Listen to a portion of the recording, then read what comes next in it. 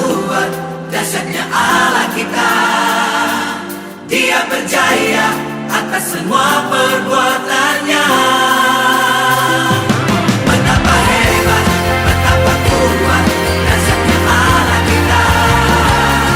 Dia bernama Yesus Raja segala raja. Betapa hebat, betapa kuat, dahsyatnya Allah kita. Dia berjaya atas semua perbuatannya. Betapa hebat, betapa kuat, dahsyatnya Allah kita. Dia bernama Yesus Raja segala raja. Adalah kita. Tuhan Allah kita.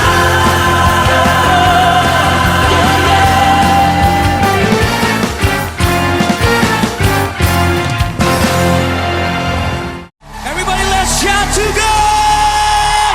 Come on!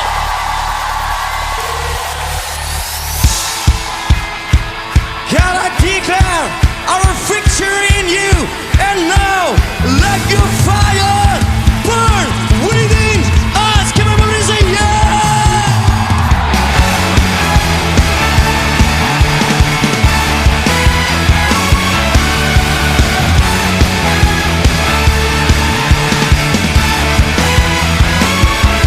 Jiwa bebas terlepas, kuasa maut telah terhempas.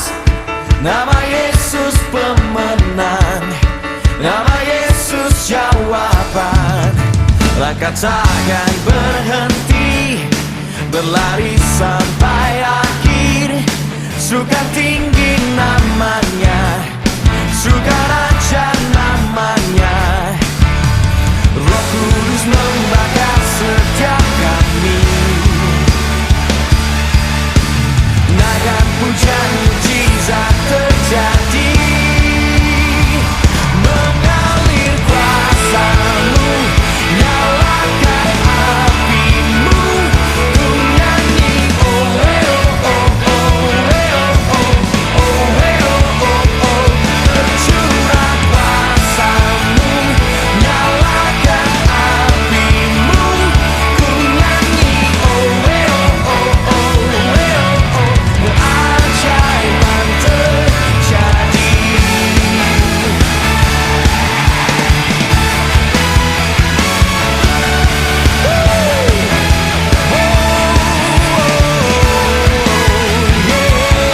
Langkah takkan berhenti, berlari sampai akhir.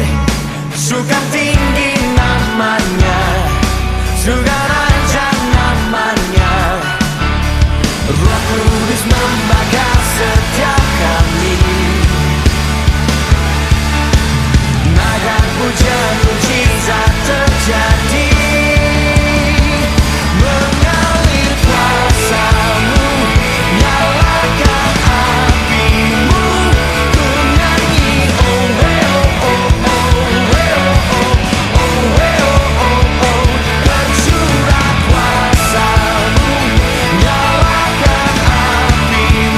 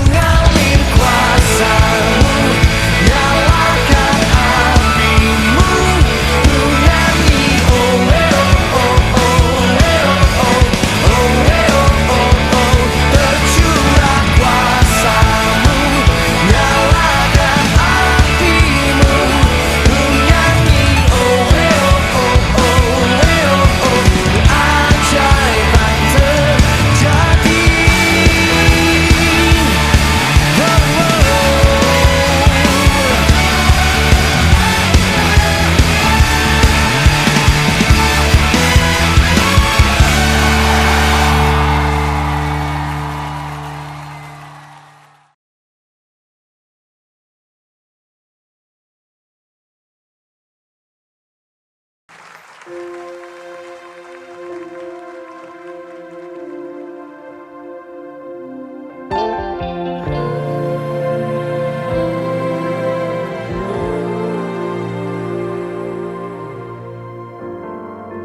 Bapa yang setia, tak pernah sedetik kau tinggalkan diriku. Hatiku teguh di dalam janjimu sampai ku melihat kuasamu. Karyamu sempurna, ajaib dan mulia, penyertaanmu buktikan kasihmu kepadaku.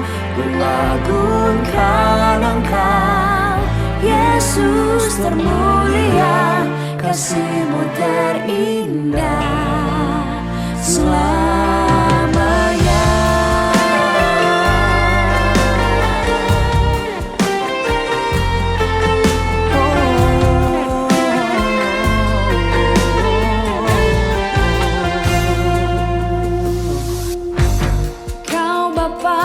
Setia, tak pernah sedetik kau tinggalkan diriku. Hatiku teguh di dalam janjimu sampai ku melihat kuasamu.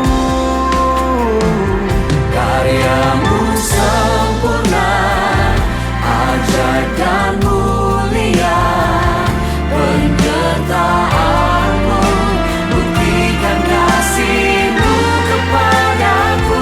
Ku agungkan Engkau, Yesus termulia, kasihmu terindah selamanya.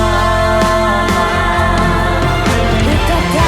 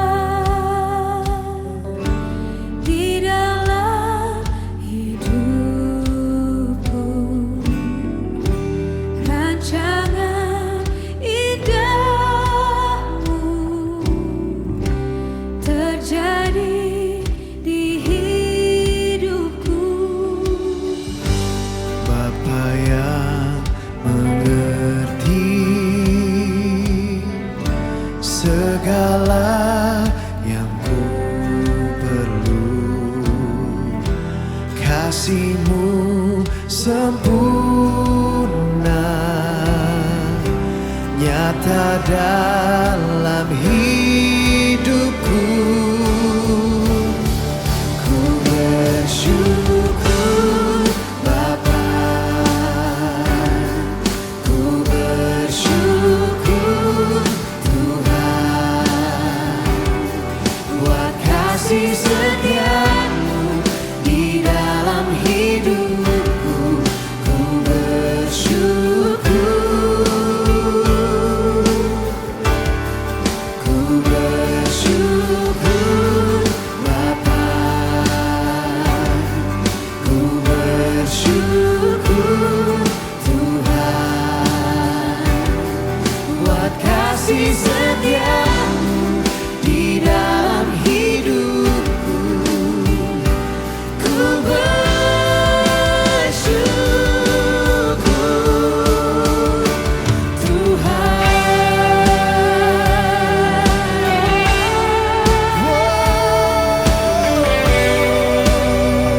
Kami bersyukur, terima kasih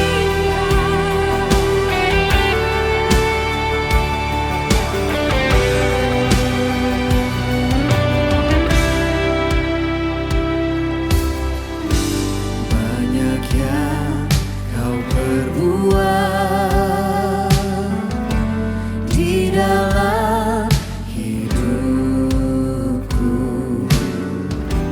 Rancangan indahmu terjadi di hidupku.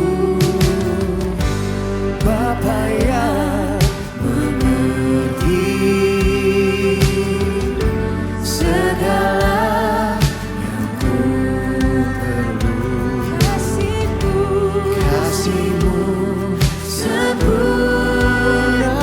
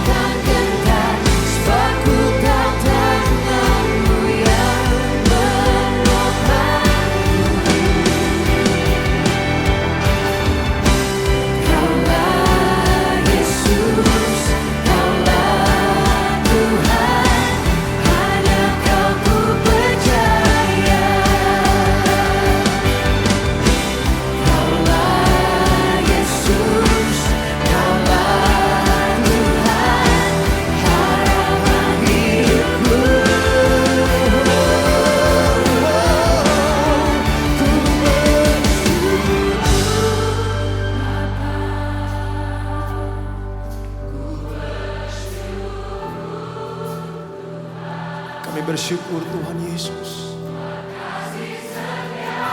Kebaikan-Mu tidak pernah habis-habisnya Tuhan.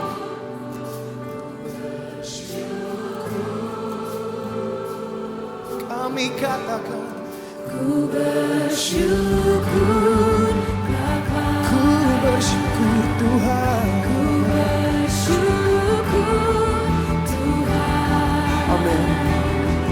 buat kasih setia-Mu di dalam hidupku. Ku bersyukur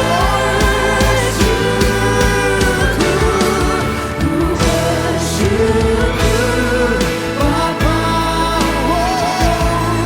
ku bersyukur Tuhan, buat kasih setia-Mu di dalam hidupku. Ku bersyukur. Kami bersyukur. Bersyukur Bapa, Bersyukur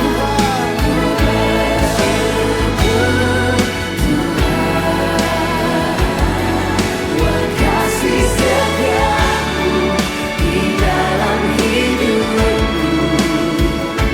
Ku bersyukur, ku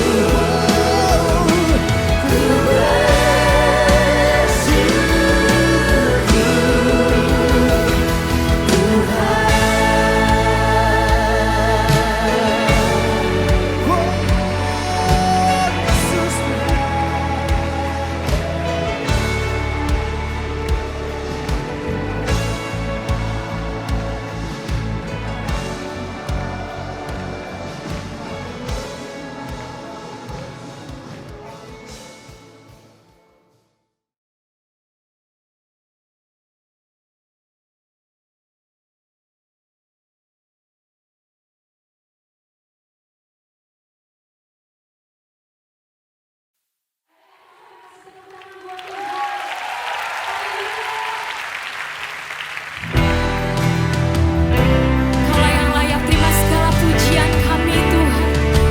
Oh, Kau ditinggikan.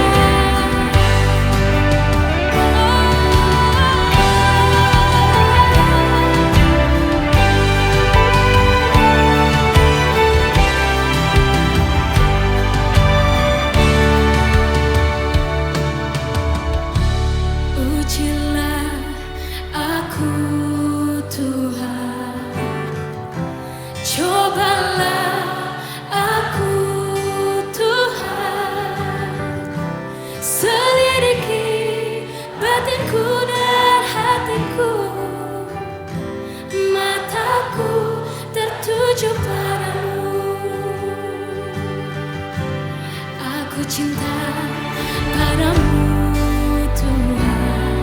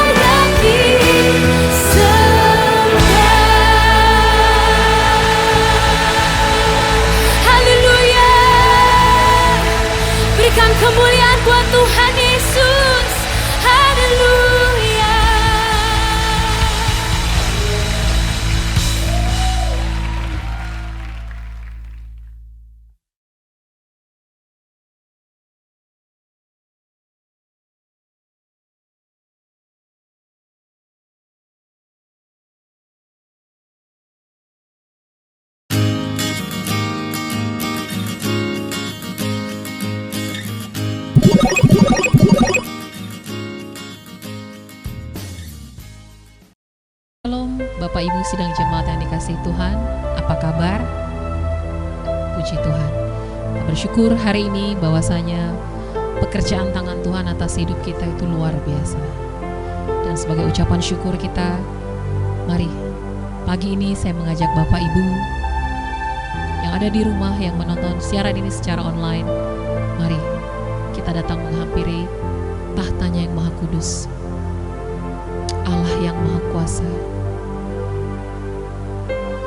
Dialah yang menciptakan seluruh isi bumi ini, bahwa dalam tangannya lah ada masa depan, dalam tangannya lah ada kesembuhan, dalam tangannya lah ada pengharapan. Terima kasih Tuhan Yesus, terima kasih. Terima kasih Roh Kudus, terima kasih Allahku, Bapa yang kami sembah dalam nama anaknya yang tunggal, Tuhan kami Yesus Kristus. Tapa kami bersyukur Tuhan buat nafas hidup yang Kau anugerahkan bagi kami.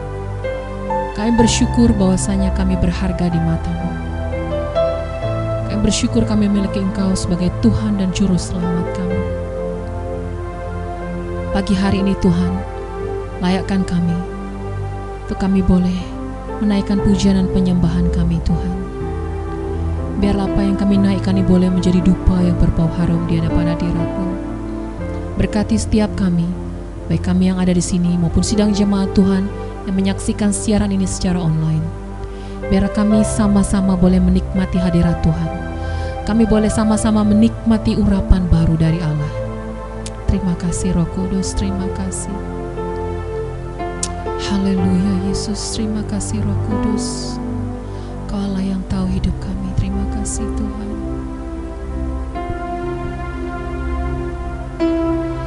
Kau tahu hatiku Tuhan, amin Tuhan. Kau tahu rinduku Tuhan, Kau tahu harapku, Kau tahu mimpiku di tangan-Mu Tuhan. Yesus. Dalam segelap jalanku, dalam setiap langkahku, hanya Kau Tuhan yang ku andalkan menghadapi semua. Yesus, Kau anugerah terindah dalam hidupku. Kau sungguh berarti di setiap jalanku. Anugerah-Mu selalu mempesonaku. Yesus, Kau terbaik. Yesus, Kau termanis di dalam hidupku.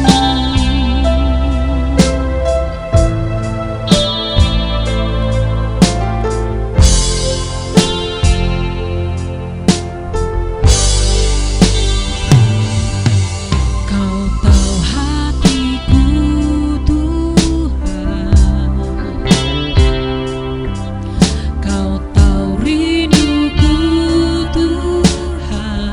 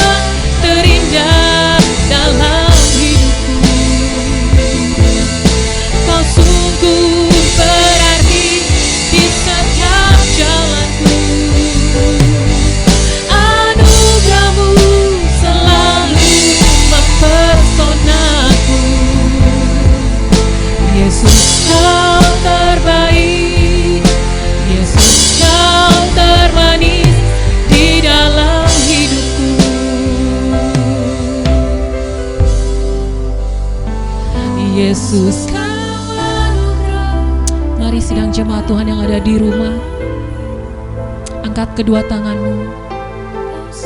Haleluya Yesus. Kau Allah dalam anugerah terindah kami Tuhan. Amin. Anugerah-Mu selalu mempesona. Yesus kau terbaik, Yesus kau termanis di dalam hidupku. Mari kita sama-sama katakan, Yesus kau anugerah terindah dalam hidupku. Kau sungguh termanis di anugerah-Mu selalu mempesonaku. Yesus kau terbaik, Yesus kau termanis di dalam hidupku. Yesus kau anugerah terindah dalam hidupku. Kau sungguh berarti di setiap jalanku. Anugerah-Mu selalu mempesonaku. Yesus kau terbaik, Yesus kau termanis di dalam hidupku. Yesus kau terbaik, Yesus kau termanis di dalam hidupku. Katakan dengan sungguh-sungguh, Yesus kau terbaik, Yesus kau termanis di dalam hidupku. Yesus, kau yang terbaik Tuhan dalam hidup kami. Kau sungguh indah Tuhan, kau sungguh indah Tuhan. Sungguh ajaib perbuatan-Mu. Anugerah-Mu Tuhan mempesonaku. Yesus Tuhan, Kau sungguh baik. Haleluya.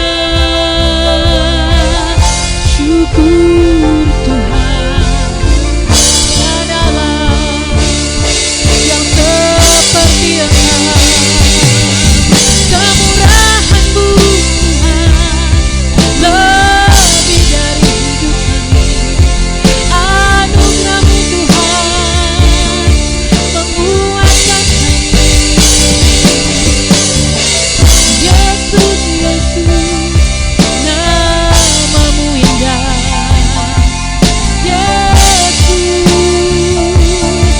nama-Mu indah. Kami perlukan Engkau Tuhan, kami perlukan Engkau, kami perlukan Engkau dalam hidup kami. Yesus, haleluya. Kami tak bisa berjalan sendiri Tuhan tanpa-Mu. Kami perlu tangan Tuhan untuk menolong dan menopang kami. Haleluya. Bila Engkau tak besertaku,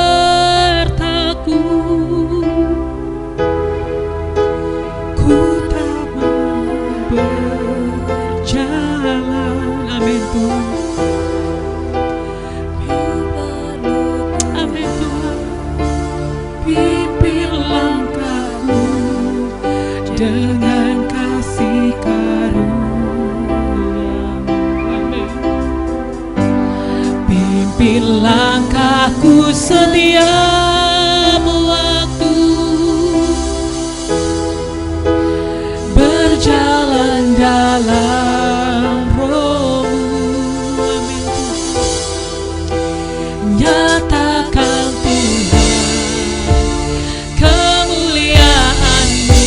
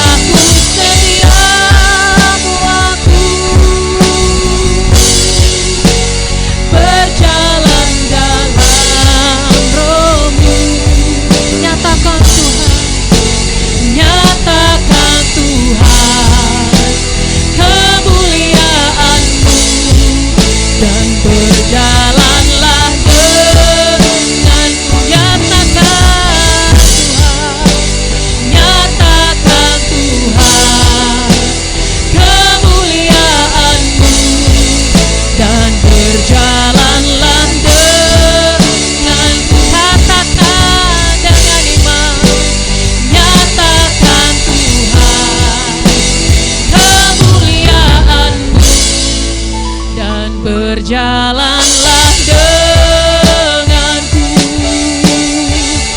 Beri kemuliaan buat Tuhan. Kami tak mau berjalan tanpamu Tuhan, karena Engkaulah pegangan hidup kami. Kami mau terus bersorak bagi Tuhan, di dalam nama Tuhan Yesus Kristus. Haleluya, amin. Sedang jemaat yang ada di rumah, saya undang bangkit berdiri. Kita mau katakan Tuhan Yesus baik.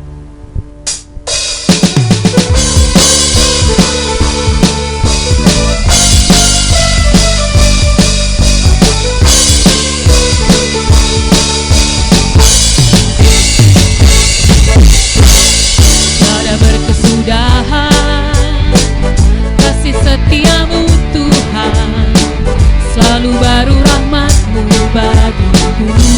Amin. Hari berganti hari, tetap kulihat kasih-Mu, tak pernah berakhir di hidupku. Katakan, Tuhan Yesus baik, sungguh amat baik, untuk selama-lamanya. Tuhan Yesus baik, Tuhan Yesus baik, amin. Sungguh amat baik, untuk selama-lamanya. Tuhan Yesus baik, yes. Tiada berkesudahan kasih setiamu Tuhan, selalu baru rahmat-Mu bagiku. Amin.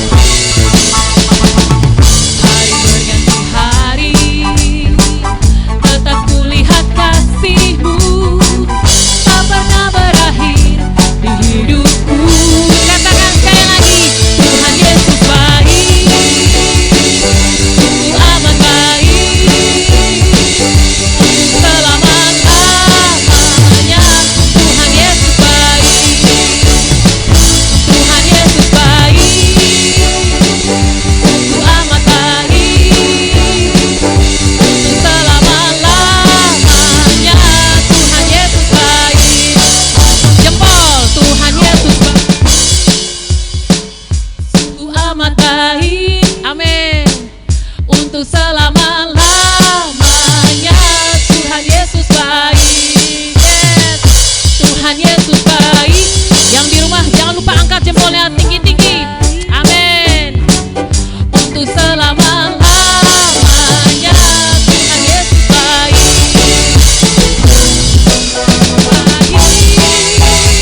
sungguh amat baik, untuk selama-lamanya. Tuhan Yesus baik, Tuhan Yesus baik, sungguh amat baik, untuk selama-lamanya. Tuhan Yesus baik, dari selama-lamanya sampai selama-lamanya, untuk selama-lamanya. Katakan sama-sama, Tuhan Yesus baik, amin, haleluya, puji Tuhan, haleluya. Sedang jemaat yang ada di rumah, kasih tos kanan dan kiri, katakan Tuhan Yesus baik, Tuhan Yesus baik,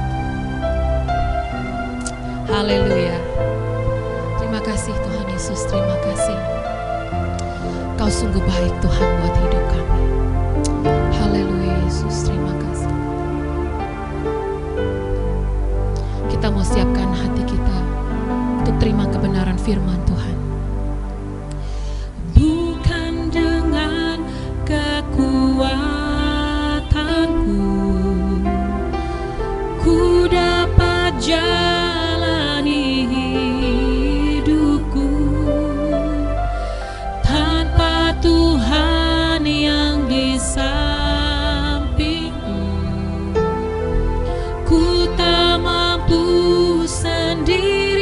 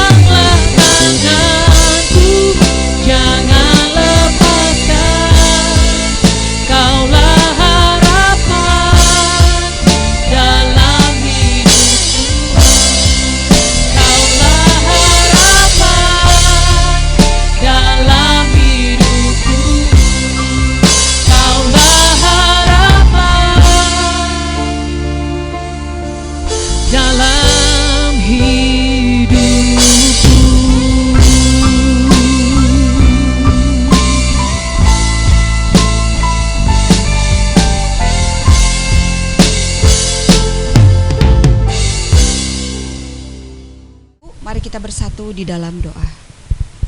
Bapa yang baik, mengucap syukur atas kasih anugerah-Mu yang terus mengalir dan Kau limpahkan di dalam kehidupan kami. Kesempatan yang indah ketika saat hari ini Tuhan, kami masih boleh bersekutu, memuji menyembah Tuhan. Kami boleh menaikkan rasa syukur kami lewat pujian penyembahan kami kepadamu. Dan sebentar kami kembali akan duduk diam di kaki-Mu Tuhan. Kami mau sama-sama merenungkan kebenaran firman-Mu.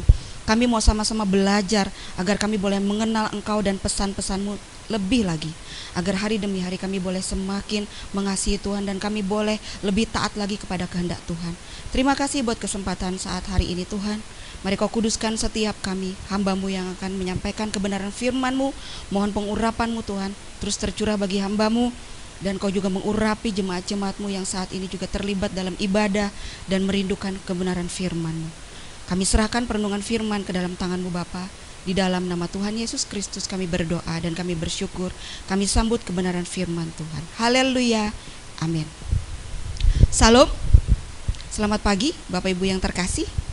Kalau saya tanya kabar pasti selalu bilang luar biasa. Amin.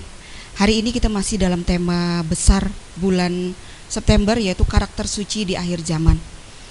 Dan minggu ini yang akan kita pelajari bersama-sama adalah mengenai kesucian dan kebangunan rohani yang diambil dari 2 Korintus 6 ayat 1 sampai 10. Mari kita sama-sama buka Alkitab kita yang ada dalam 2 Korintus 6 ayat 1 sampai dengan ayat 10. Saya akan bacakan ayat ini. Demikian firman Tuhan. Sebagai teman-teman sekerja, kami menasihatkan kamu supaya kamu jangan membuat menjadi sia-sia kasih karunia Allah yang telah kamu terima. Sebab Allah berfirman, pada waktu aku berkenan, aku akan mendengarkan engkau, dan pada hari aku menyelamatkan, aku akan menolong engkau. Sesungguhnya waktu ini adalah waktu perkenanan itu. Sesungguhnya hari ini adalah hari penyelamatan itu. Dalam hal apapun kami tidak memberi sebab orang tersandung, supaya pelayanan kami jangan sampai dicela. Sebaliknya dalam segala hal kami menunjukkan bahwa kami adalah pelayan Allah, yaitu dalam menahan dengan penuh kesabaran dalam penderitaan, kesesakan dan kesukaran, dalam menanggung dera, dalam penjara dan kerusuhan, dalam berjerih payah, dalam berjaga-jaga dan berpuasa, dalam kemurnian hati, pengetahuan, kesabaran dan kemurahan hati, dalam Roh Kudus dan kasih yang tidak munafik, dalam pemberitaan kebenaran dan kekuasaan Allah, dengan menggunakan senjata-senjata keadilan untuk menyerang ataupun untuk membela, ketika dihormati dan ketika dihina, ketika diumpat atau ketika dipuji, ketika dianggap sebagai penipu namun dipercayai, sebagai orang yang tidak dikenal namun terkenal, sebagai orang yang nyaris mati dan sungguh kami hidup, sebagai orang yang dihajar namun tidak mati, sebagai orang berduka cita namun senantiasa bersuka cita, sebagai orang miskin namun memperkaya banyak orang, sebagai orang tak bermilik sekalipun kami memiliki segala sesuatu. Amin buat pembacaan firman Tuhan. Kita mengenal seorang rasul yang luar biasa bernama Rasul Paulus. Dan surat ini ditulis oleh Rasul Paulus bagi jemaat di Korintus. Sebelum kita masuk dalam pembahasan lebih dalam, kita mau lihat dulu. Di situ disebutkan dalam judul pertama tadi mengenai kesucian dan kebangunan rohani. Kita mau lihat di sini apa makna kata suci atau kudus menurut KBBI. Kita tahu bahwa kudus adalah sifat Allah. Yang ada dalam 1 Petrus 1 ayat 16 dikatakan bahwa kuduslah kamu sebab aku kudus. Jadi kudus ini merupakan syarat yang harus kita miliki, sifat yang harus kita miliki sebagai orang percaya yang mengaku percaya kepada Tuhan dan sebagai pengikut Kristus, pengikut Tuhan. Nah, di sini menurut KBBI, suci adalah yang pertama bersih. Bersih di sini dalam arti keagamaan, tidak najis. Yang kedua keramat. Keramat mungkin Bapak Ibu tahu ya, keramat ini sesuatu yang seperti dikhususkan, yang spesial, keramat. Dan berikutnya di sini arti menurut KBBI murni. Murni berbicara tentang hati yang bersih, tentang batin kita yang bersih. Kemudian dikatakan suci juga adalah bebas dari dosa, bebas dari cela dan bebas dari noda. Itu pengertian suci atau kudus menurut KBBI. Kalau kita bandingkan lagi dalam bahasa Ibrani, suci atau kudus disebut dengan kados. Kados di sini berarti juga kurang lebih sama ya, sama bersih, tidak bercampur atau terpisah dengan hal-hal duniawi. Dikhususkan tidak bercacat, tidak bercela atau murni. Jadi menurut bahasa Ibrani, kados ini artinya adalah tidak bercampur atau terpisah dari hal-hal duniawi. Dikhususkan. Nah, kita garis bawahi di sini, tidak bercampur atau terpisah dengan hal-hal duniawi dan dikhususkan. Itu pengertian kudus. Berarti orang-orang kudus, kita yang dituntut, orang-orang percaya adalah orang-orang yang dituntut untuk kudus. Kita adalah orang-orang kudus. Berarti orang yang dikhususkan Allah, artinya dipilih Allah, dikhususkan Allah, di mana orang kudus ini memiliki tugas untuk menyampaikan kebenaran atau menyampaikan kabar baik. Sampai di sini kita renungkan bersama-sama Bapak Ibu bahwa sebagai orang Kristen ternyata ada hal yang memang harus kita sadari kembali. Kekudusan itu adalah salah satu yang harus kita miliki dalam kehidupan kita. Dan kita sebagai orang-orang kudus adalah orang-orang yang sudah dikhususkan Allah untuk melakukan pekerjaannya, untuk melakukan hal yang Tuhan mau dalam hidup kita, untuk menyampaikan kebenaran. Itu tugas kita sebagai orang Kristen. Dan kita tadi tahu bahwa kekudusan itu berarti terpisah dari hal-hal duniawi. Kemudian timbul pertanyaan, bagaimana mungkin? Kekudusan berarti terpisah dari hal-hal duniawi. Ini bukan berarti bahwa kita tidak mampu hidup kudus karena kita masih tinggal di dunia. Mungkin kita berpikir, kekudusan itu terpisah dari hal duniawi. Bagaimana kita mungkin bisa terpisah dari hal-hal duniawi sementara kita masih tinggal di dunia? Kita masih berhubungan dengan dunia. Kita sama sekali tidak bisa hidup kudus. Bapak Ibu, yang harus kita pahami di sini adalah bahwa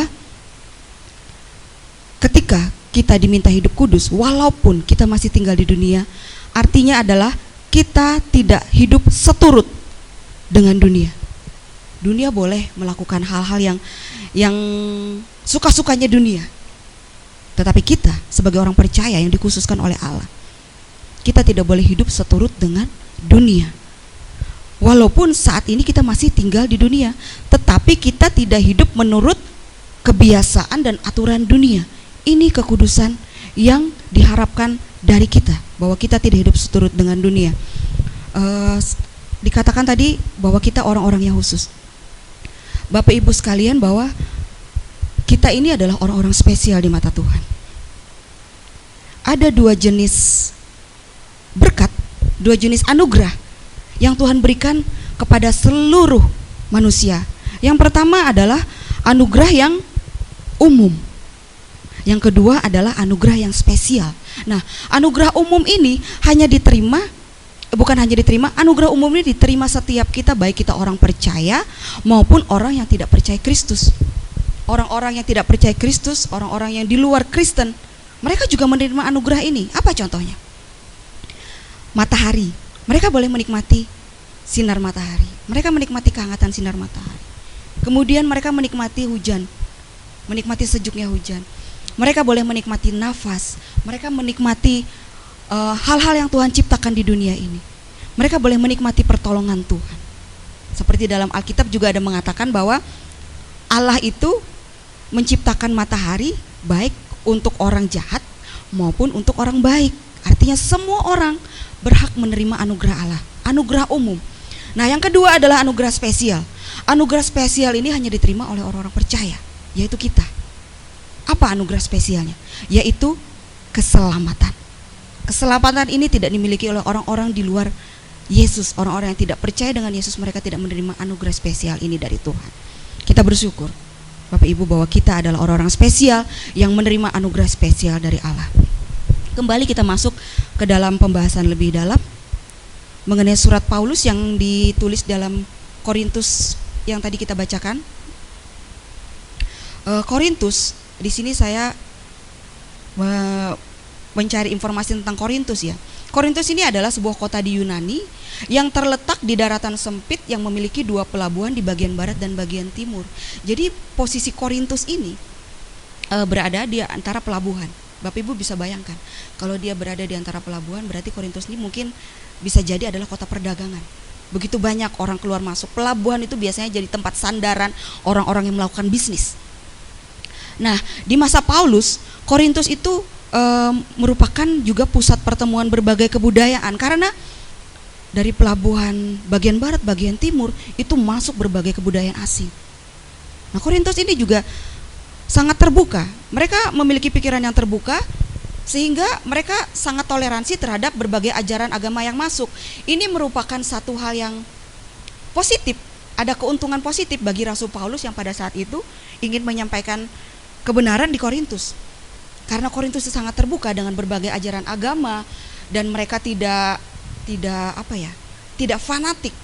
Mereka berpikiran terbuka juga. Sangat mudah bagi Rasul Paulus untuk menyampaikan ajaran kebenaran tentang Yesus di Korintus. Dan pada akhirnya memang kita tahu bahwa banyak juga orang-orang di Korintus yang akhirnya mengikuti Yesus Kristus, mengikuti ajaran kebenaran yang sudah disampaikan oleh Rasul Paulus. Berjalannya waktu, itu hal positif yang didapat oleh Rasul Paulus ketika dia menyampaikan kebenaran di Korintus. Namun berkembangnya waktu, Korintus pun semakin berkembang sebagai kota yang mengalami hal yang luar biasa. Jadi kehidupan kota besar itu dialami oleh Korintus. Tapi negatifnya, ternyata banyaknya kebudayaan yang masuk itu menyebabkan terjadinya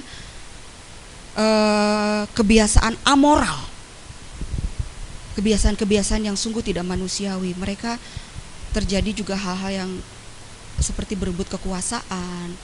Mereka semakin tamak, terjadi percekcokan, pertengkaran, bahkan juga terjadi perzinahan dan lain sebagainya, karena kehidupan bebas mereka jalani akibat dari masuknya budaya-budaya, masuknya orang-orang luar, silih berganti. Itu dialami oleh jemaat di Korintus. Nah, hal inilah yang sempat menimbulkan kekhawatiran bagi Rasul Paulus. Melihat kondisi seperti itu, Rasul Paulus berpikir, waduh, ini jemaat di Korintus yang selama ini sudah mengenal kebenaran, tetapi karena pengaruh lingkungan yang begitu tidak bagus, pengaruh negatif, kemungkinan akan bisa menggoyahkan iman jemaat di Korintus. Akhirnya Paulus pun memutuskan untuk dia menulis surat dan memperhatikan kembali jemaat Korintus. Kekhawatiran Paulus ini beralasan ya. Dan pengaruh-pengaruh yang merusak seperti perbuatan amoral akibat Korintus tadi terletak di antara dua pelabuhan menjadi ancaman rohani bagi orang Kristen yang ada di sana pada waktu itu. Dan Paulus pun ingin mengingatkan kepada jemaat Korintus saat itu agar jangan sampai lupa dan mengabaikan kasih karunia yang telah mereka terima dari Allah, seperti yang Rasul Paulus tulis di ayat yang pertama dan kedua. Bunyinya seperti ini: sebagai teman-teman sekerja, kami menasihatkan kamu supaya kamu jangan membuat menjadi sia-sia kasih karunia Allah yang telah kamu terima. Jangan membuat menjadi sia-sia kasih karunia Allah yang telah kamu terima. Ingat Bapak Ibu, bahwa kasih yang Allah anugerahkan ke kita orang percaya adalah kasih spesial. Anugerah spesial yang tidak dimiliki oleh orang di luar Kristen. Kita memiliki anugerah umum, kita memiliki juga anugerah spesial. Dan kemudian diingatkan lagi, sebab Allah berfirman, pada waktu aku berkenan, aku akan mendengarkan engkau, dan pada hari aku menyelamatkan, aku akan menolong engkau. Sesungguhnya waktu ini adalah waktu perkenanan itu. Sesungguhnya hari ini adalah hari penyelamatan itu. Setiap waktu Allah itu selalu rindu, dan Allah terus berkenan sebetulnya untuk menyelamatkan kita. Setiap waktu, bukan hanya pada waktu itu aja, tapi setiap waktu Allah rindu agar setiap jemaatnya menerima hal-hal yang luar biasa dari Dia. Sekarang tinggal respon kita. Inilah yang dikhawatirkan Rasul Paulus, sehingga kemudian dia datang memberikan nasihat kembali kepada jemaat di Korintus. Dan apa yang dialami jemaat di Korintus, itu kita alami sekarang Bapak Ibu. Kita tidak bisa menutup mata bahwa kondisi dunia sekarang seperti apa yang dialami oleh jemaat Korintus. Kita tidak baik-baik saja. Di luar sana banyak orang yang mungkin hidup bebas. Mereka bebas hidup dengan pasangan yang tidak sah. Bahkan kita tahu banyak yang pasangan sejenis, sementara Alkitab mencatat bahwa kita itu dipasangkan dari dua jenis yang berbeda, bukan sejenis. Kemudian di luar sana orang semakin banyak yang serakah, yang pengen berkuasa. Mereka tidak peduli lagi dengan sekelilingnya, kasih menjadi tawar, kata firman Tuhan. Apa yang menjadi keuntungan buat mereka, mereka tidak peduli, walaupun mungkin akan membuat kaum marginal, kaum yang terbatas itu menjadi celaka. Mereka semakin sakit. Ini sudah kehidupan dunia sudah tidak semakin nyaman. Dan apa yang dialami di Korintus juga, penyembahan berhala itu terjadi. Karena Korintus ini juga menjadi pusat penyembahan berhala, penyembahan dewa apa ya? Dewa kecantikan, saya lupa namanya apa. Dewa kecantikan. Mereka menyembah berhala. Lalu zaman sekarang, apakah kita tidak menyembah berhala? Mungkin dalam pikiran kita, penyembahan berhala itu kuno. Zaman sekarang nggak ada lagi. Betul. Kalau dulu penyembahan berhala adalah terang-terangan adalah benda berhala itu sendiri, patung arca, mungkin pohon-pohon, pahatan-pahatan yang dibentuk menjadi sesuatu gambar apa yang mereka sujud menyembah, mereka agung-agungkan. Zaman dulu seperti itu. Zaman sekarang mungkin tidak ada seperti itu. Tapi apa yang menjadi sesuatu hal yang menjadi keterikatan kita, yang membuat kita lebih mengagungkan itu dibanding Tuhan, itu adalah berhala. Mungkin hobi kita, pekerjaan kita yang membuat kita lupa bahwa ada satu pribadi yang harus kita utamakan dan satu pribadi yang harus kita dekati setiap waktu sebelum kita sibuk dengan aktivitas kita. Itu berhala. Berhala. Kita tidak bisa menutup mata dengan realitas yang terjadi sekarang ini, dan kekhawatiran pada saat itu apa yang dialami jemaat Korintus itu zaman sekarang pun sedang kita alami terjadi. Jadi di sini bagaimana hal itu bisa terjadi? Bagaimana kemudian mereka lupa diri? Mereka lupa diri. Ini karena mereka sama sekali tidak mengutamakan hal-hal rohani dalam kehidupan, melainkan lebih fokus terhadap apa yang mereka lihat. Mereka fokus kepada hal-hal jasmani. Karena jujur saja, hal-hal jasmani yang terlihat itu adalah hal-hal yang menjadi kebutuhan kita. Pekerjaan itu terlihat, kita tahu, terus berkat-berkat, materi, segala macam itu hal jasmani yang kita butuhkan dalam kita menjalani kehidupan kita. Kita tidak bisa bohong bahwa kita butuh itu, kita butuh hal jasmani. Tetapi hal jasmani itu hanya sementara. Sering sekali diingatkan oleh hamba-hamba Tuhan, apalagi zaman Bapak Gembala waktu dulu masih ada, pikirkan perkara yang di atas, dalam Kolose 3. Selalu diingatkan, pikirkan perkara yang di atas, pikirkan perkara yang kekal. Kenapa? Karena yang kekal itu tidak akan berakhir, sementara jasmani suatu saat akan lenyap, akan kita tinggalkan. Jadi yang jasmani itu akan sia-sia pada akhirnya. Tetapi bukan berarti itu tidak boleh kita kerjakan, boleh. Tetapi sebagai jembatan atau penghantar bagi kita untuk kita boleh melakukan hal-hal rohani. Jadi kayak apa ya?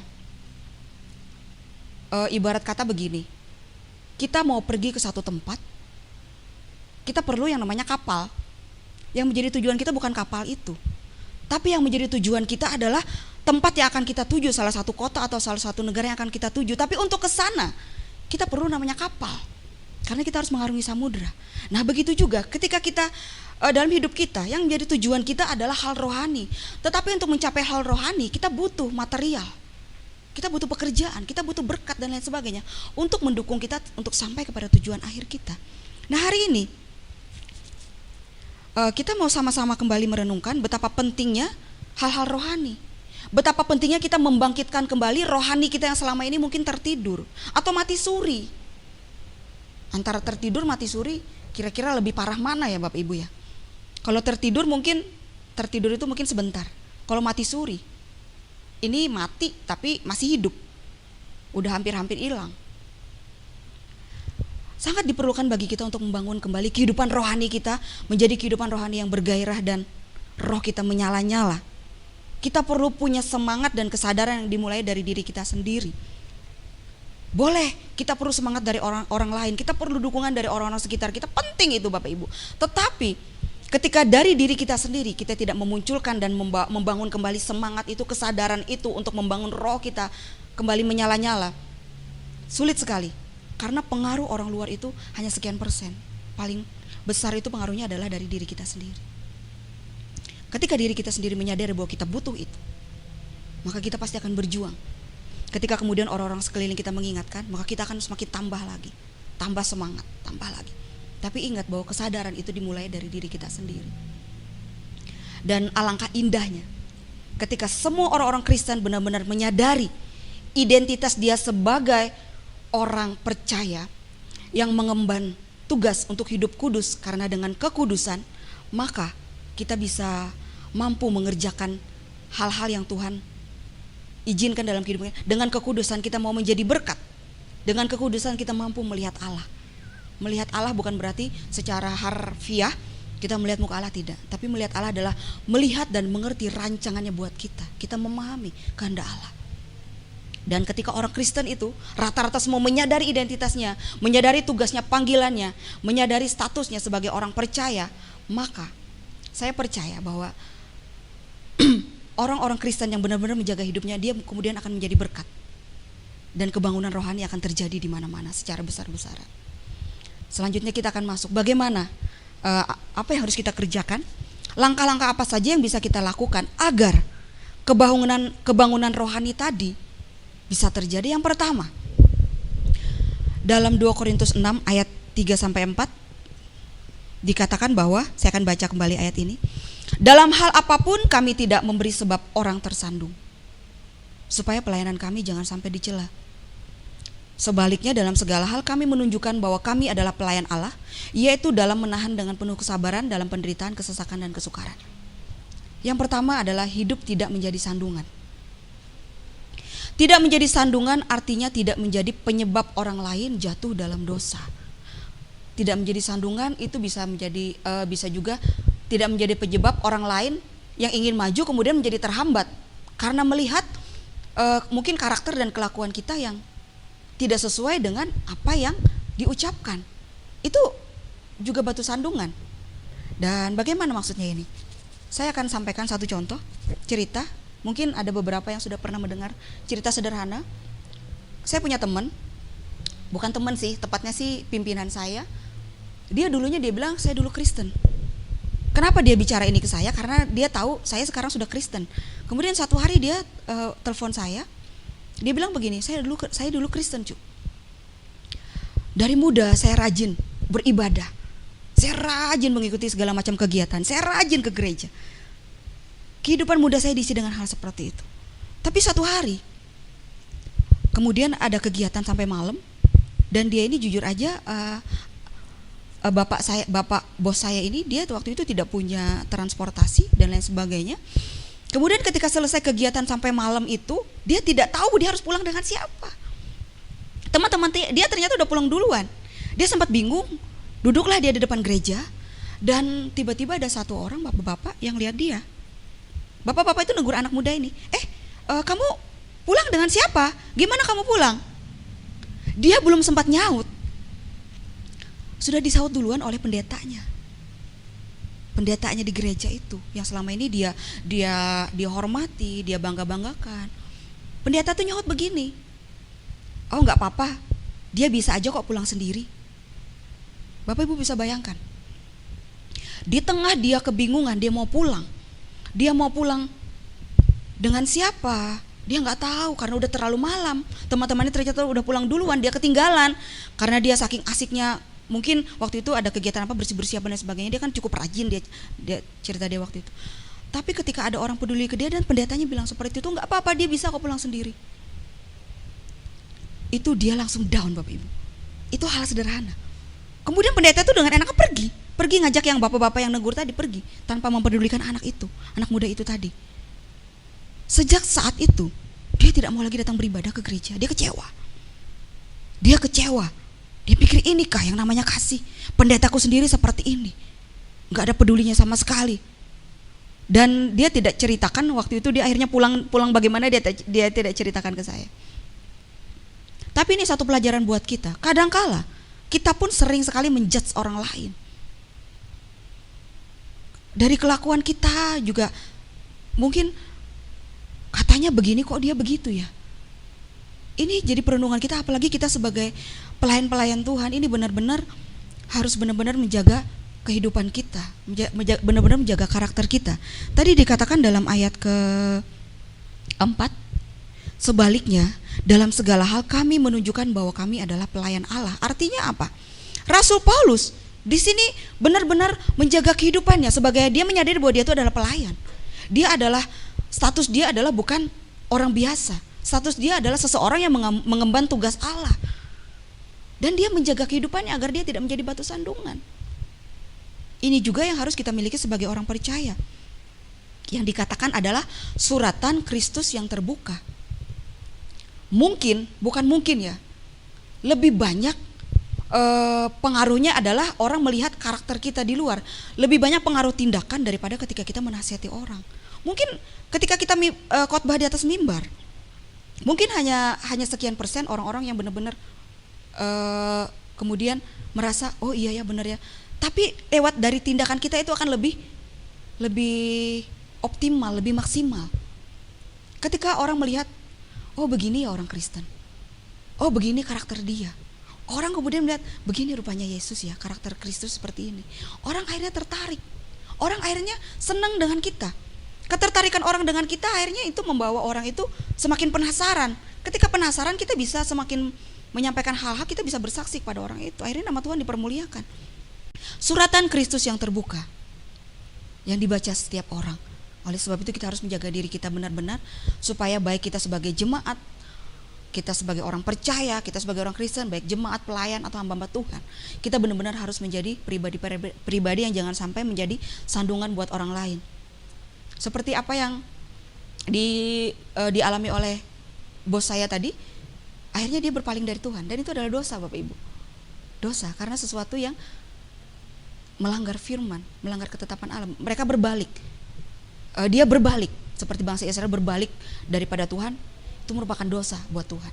Dan dia sempat melakukan dosa. Jadi kembali tadi bahwa tidak menjadi sandungan artinya tidak menjadi penyebab orang lain jatuh dalam dosa.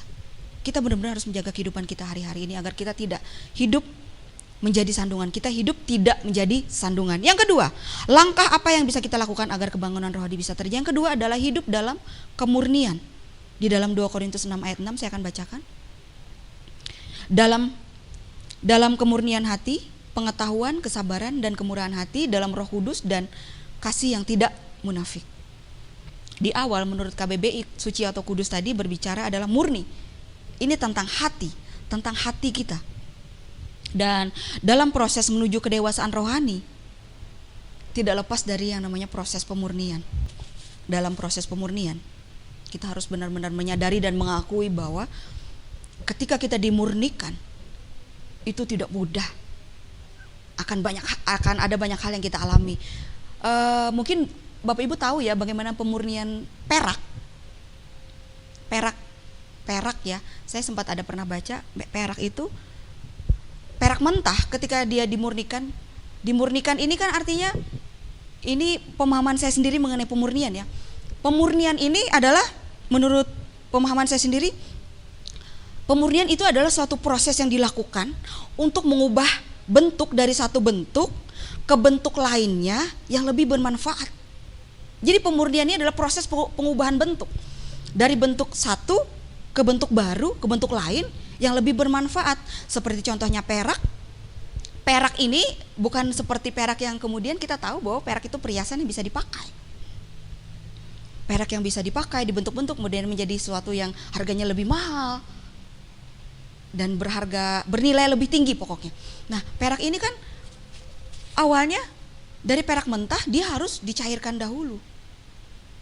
Proses pencairan itu juga butuh perlakuan macam-macam. Dia juga butuh ada zat-zat kimia lain yang dicampurkan kepada perak mentah itu yang kemudian lewat zat kimia itu akan membuat perak itu mudah cair.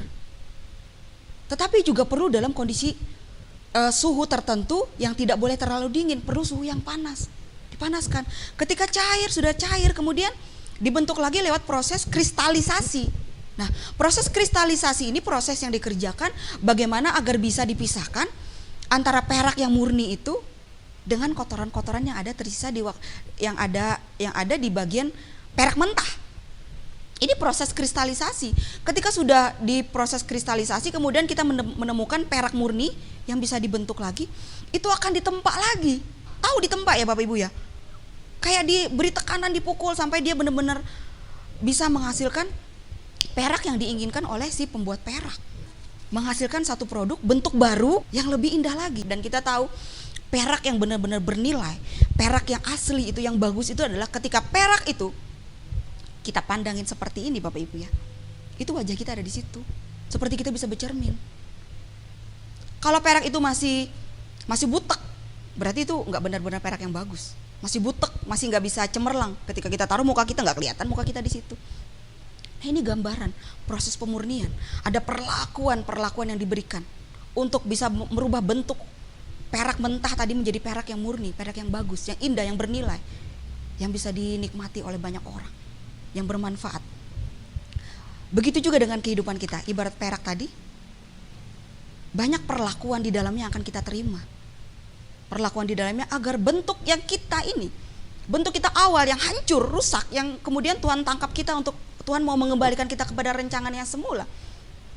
Ini bentuk ini perlu diproses lagi. Pemurnian dilakukan dalam kehidupan kita agar kita bisa meninggalkan kehidupan yang lama dan kita bisa hidup ke dalam kehidupan yang baru dengan hati kita yang murni di hadapan Tuhan. Kita sudah diubahkan.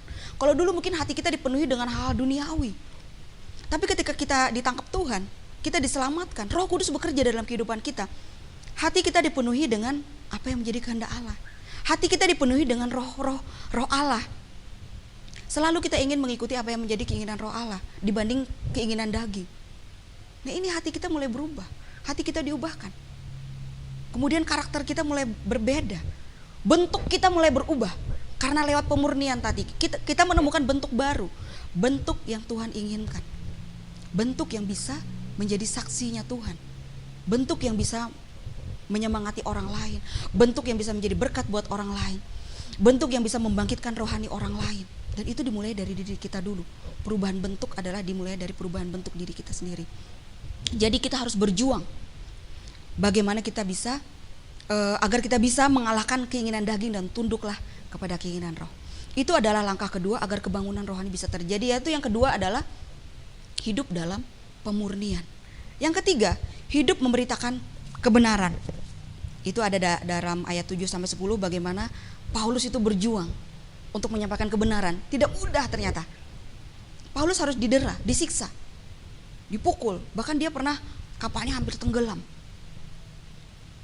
Dikatakan Paulus itu mengalami dera 40 kurang 1 kali. Bahasanya terlalu puitis Paulus ya. Kenapa gak bilang aja sih 39 kali, 40 kurang 1. Tapi itu Rasul Paulus, dia mengalami hal yang luar biasa ketika dia harus memberitakan kebenaran. Tetapi itulah yang juga harus kita kerjakan. Sesulit-sulitnya, itu adalah tugas kita bahwa kita harus menyampaikan kebenaran. Apa sih kebenaran itu? Kita semua tahu. Seperti yang tertulis dalam Yohanes 17 ayat 17 dikatakan bahwa kuduskanlah mereka dalam kebenaran. Firman-Mu adalah kebenaran. Kebenaran adalah firman. Firman itu adalah Allah sendiri. Jadi apa yang kita sampaikan? Kita harus memberitakan tentang Allah. Kita harus memberitakan tentang kebenaran. Memberitakan tentang Allah.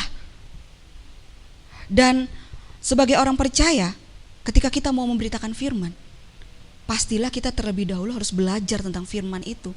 Bagaimana kita bisa memberitakan kebenaran kalau kita sendiri jarang membaca kebenaran, kalau kita sendiri jarang bergaul dengan Tuhan? Akan sulit kita menceritakan tentang Tuhan. Akan sulit kita menceritakan tentang kebenaran. Karena apa? Karena kita tidak sering bergaul dengan Tuhan dan firman-Nya lewat Alkitab yang kita punya masing-masing. Oleh sebab itu, hendaklah kita senantiasa terisi dengan firman Tuhan dan kemudian kita mampu membagikan kebenaran tersebut kepada orang lain. Semakin sering kita memberitakan kebenaran kepada orang lain, rohani kita pun akan terbangun. Dan akhirnya kita pun menjadi berkat dengan orang lain. Dengan kita menjadi berkat dengan orang lain, kehidupan rohani kita bisa dilihat orang lain, kita pasti mampu berdampak dan kemudian kebangkitan rohani itu akan terjadi di sekeliling kita. Bukan hanya kita sendiri, tapi lewat keberadaan kita mampu membangkitkan keadaan rohani di sekeliling kita.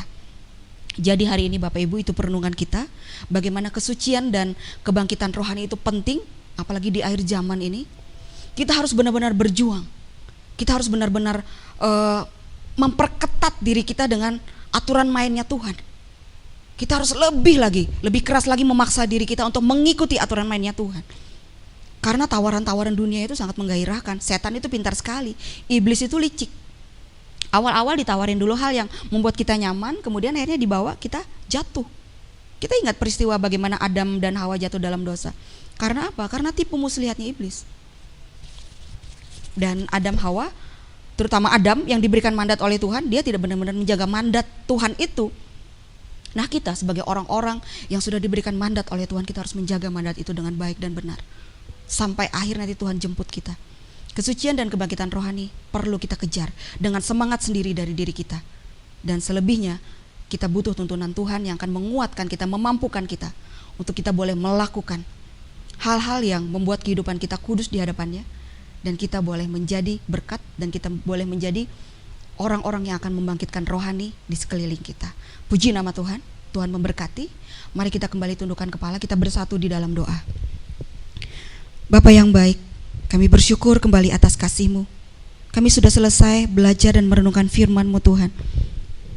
Kami menyadari betapa Engkau Allah yang sangat berdaulat penuh dan berkuasa atas hidup kami. Kebenaran firman-Mu kembali mengingatkan kami saat hari ini, agar kami menilik kembali keberadaan kami, agar kami mengoreksi kembali diri kami Tuhan. Apakah sampai hari ini kami terus menjaga hidup kami, hidup dalam kekudusan, ataukah kami hidup semau kami? Apakah kami hidup seturut dengan kehendak kami saja? Ampuni kami jikalau akhir-akhir ini Bapa, kami didapati dalam kondisi kami terus hidup seturut dengan kehendak kami. Kami menuruti kedagingan dan kenyamanan kami Tuhan. Kami mengabaikan apa yang menjadi kehendak-Mu. Kami mengabaikan apa yang menjadi perintah-perintah-Mu yang Kau berikan dalam kehidupan kami. Bahkan kami tidak sungguh-sungguh menjaga mandat yang Kau percayakan bagi kami sebagai orang percaya, sebagai saksi-Mu Tuhan, untuk menyampaikan kebenaran. Ampuni kami Bapa. Saat hari ini Tuhan, kebenaran firman-Mu telah mengingatkan kami bahwa kami, agar kami mampu hidup kudus dan kami mampu membangkitkan kembali kehidupan rohani kami dan di sekeliling kami Tuhan. Kami boleh menjaga hidup kami agar hidup kami tidak menjadi batu sandungan. Kami boleh hidup di dalam pemurnian agar kami bisa Engkau bentuk seturut dengan kehendak-Mu. Dan kami boleh hidup senantiasa memberitakan kebenaran-Mu. Terima kasih Bapa. Engkau memberkati setiap jemaat-Mu yang ada di Sungai Besar Tuhan. Engkau melawat mereka secara pribadi, lepas pribadi, keluarga lepas keluarga. Engkau melawat mereka, memberikan kekuatan bagi mereka yang mungkin saat ini sedang dalam pergumulan. Engkau memberikan penghiburan bagi mereka yang saat ini sedang berduka. Engkau berikan kekuatan kesehatan bagi seluruh jemaat-Mu Tuhan. Bahkan yang sakit Engkau melawat secara pribadi, secara khusus Engkau menyembuhkan dengan kuasa-Mu yang tidak terbatas itu Bapa, di dalam nama Yesus Kristus. Terima kasih Tuhan. Kami menyerahkan seluruh pelayan-pelayan Tuhan. Engkau sendiri Tuhan yang telah memilih dan menetapkan pelayan-pelayan-Mu yang ada di Sungai Besar. Kami mohon belas kasih-Mu dan pengurapan-Mu senantiasa tercurah atas setiap pelayan-pelayan-Mu Tuhan. Biarlah tanggung jawab yang sudah Kau percayakan kepada setiap pelayan-pelayan-Mu yang ada di Sungai Besar, boleh mereka pegang dengan benar, dengan baik, dengan hati yang tulus di hadapan Tuhan. Untuk mereka sungguh-sungguh memegang amanat itu dan mengerjakannya dengan penuh sukacita, dengan segenap hati, dengan segenap kekuatan, dengan segenap jiwa dan segenap akal budi seluruh pelayan-pelayan-Mu. Terima kasih Bapa. Kami juga menyerahkan Ibu Gembala kami ke dalam tangan-Mu Tuhan. Kekuatan kesehatan terus menjadi bagian yang tetap bagi ibu terkasih kami di usianya yang tidak muda lagi Tuhan. Biarlah penyertaan Allah itu semakin luar biasa. Penyertaan Allah selalu sempurna dalam hidup Ibu Gembala kami. Engkau memberkati keluarganya, anak cucu menantu ada dalam pemeliharaan-Mu yang sempurna. Engkau mencurahkan berkat-Mu bagi mereka sekeluarga Tuhan. Engkau memakai Ibu Gembala lebih lagi. Dan Engkau terus Tuhan memampukan hamba-Mu, Engkau terus mendampingi hamba-Mu ini untuk menggembalakan jemaat yang Kau percayakan baginya di Sungai Besar. Terima kasih Bapa. Kami terus menyerahkan seluruh jemaat Sungai Besar ke dalam tangan-Mu. Kami juga menyerahkan jemaat-Mu yang ada di Batu Besi ke dalam tangan-Mu Tuhan. Seluruh hamba-hamba-Mu yang ambil bagian pelayanan di Batu Besi juga Engkau memberkati, mengurapi. Ibu Ita yang Kau pakai untuk sebagai koordinator dan penanggung jawab di Batu Besi, Tuhan terus berikan kekuatan, kesehatan, kemampuan dan hikmat-Mu terus menyertai di dalam hamba-Mu ini Tuhan, mengerjakan tugas dan tanggung jawabnya yang diberikan di Batu Besi. Keluarganya Engkau memberkati, Kau menyertai senantiasa apa yang menjadi kerinduan mereka Tuhan jawab. Kami juga berdoa bagi Eyang Jamin sekeluarga, bagi keluarga besar Eyang Jamin, semua ada dalam pemeliharaan Tuhan. Anak cucu menantu semua ada dalam penyertaan-Mu Bapa. Berkat-berkat-Mu sempurna mengalir bagi Eyang Jamin sekeluarga. Terima kasih Tuhan. Kami terus menyerahkan rencana-rencana kami ke depan ke dalam tangan kasih-Mu. Kami terus menyerahkan program-program yang ada di Sungai Besar ke dalam tangan kasih-Mu. Kami butuh Engkau senantiasa hadir dalam setiap rencana program yang ada di Sungai Besar. Baik itu kegiatan sekolah minggu, kegiatan pemuda, kegiatan WBI, doa progres, dan seluruh persekutuan yang ada di Sungai Besar. Tuhan campur tangan dan Tuhan menuntun kami agar kami boleh melaksanakan kegiatan ini dengan baik, nama Tuhan boleh dipermuliakan. Terima kasih Bapa, terima kasih. Kami juga menyerahkan kota kami dan bangsa kami ke dalam tangan-Mu. Kami tahu kehidupan kota dan bangsa kami penuh dengan berbagai masalah dan pergumulan Tuhan. Tetapi kami juga menyadari bahwa kami punya Allah yang luar biasa. Oleh sebab itu kami menyerahkan kota dan bangsa kami ke dalam tangan Allah yang luar biasa. Allah yang sanggup memulihkan keadaan kota dan bangsa kami. Allah yang sanggup membangkitkan keadaan kota dan bangsa kami. Begitupun pemimpin kota dan bangsa kami juga kami serahkan ke dalam tangan-Mu Bapa. Engkau Allah yang menuntun pemimpin kota dan bangsa kami. Dengan hikmat-Mu, roh takut akan Tuhan Kau curahkan bagi mereka, sehingga di dalam mengemban tugas dan pekerjaan mereka boleh melakukannya dengan hikmat yang daripada Tuhan. Mereka boleh melakukannya dengan roh takut akan Tuhan. Dan apa yang mereka kerjakan semata-mata hanya demi kepentingan kota dan bangsa yang sedang mereka emban. Terima kasih Tuhan, Kau Allah yang baik, Kau Allah yang luar biasa. Inilah doa kami yang jauh dari sempurna, tetapi Engkau Allah yang sempurna, yang akan menyempurnakan setiap doa kami, dan Engkau menjawab tepat pada waktu-Mu. Kami mengucap syukur Bapa. Di dalam nama Tuhan Yesus Kristus kami alaskan doa kami dan kami bersyukur. Haleluya, amin. Sidang jemaat yang dikasihi oleh Tuhan kita Yesus Kristus, sebelum kita mengakhiri ibadah kita pagi hari ini, saya ingin menyampaikan atau menghimbau beberapa pengumuman untuk kita. Yang pertama, saya mengingatkan kepada saudara-saudara sidang jemaat, bagi mereka yang belum mengikuti vaksin, ya, saya himbau untuk segera mengikuti vaksin ini.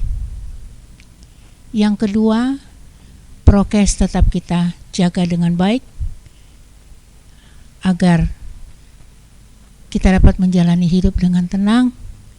Dan dengan tubuh yang sehat, kita dapat melayani Tuhan dengan baik. Saudara yang dikasihi Tuhan Yesus Kristus, kita akan akhiri ibadah kita. Kita akan menerima berkat Tuhan. Tuhan memberkati dan melindungi engkau. Tuhan menyinari engkau dengan wajah-Nya dan memberi engkau kasih karunia-Nya. Tuhan menghadapkan wajah-Nya kepadamu dan memberi engkau damai sejahtera. Saudaraku yang dikasihi Tuhan kita Yesus Kristus, terimalah berkat anugerah damai sejahtera yang daripada Allah Bapa, kasih sayang daripada Anak-Nya yang tunggal Tuhan kita Yesus Kristus, di dalam persekutuan Roh Kudus akan terus menyertai, memelihara, melindungi kita sekalian mulai hari ini sampai Maranatha, Yesus datang kedua kali untuk menjemput saleh-salehnya. Haleluya, amin. Selamat hari Minggu, Tuhan Yesus memberkati.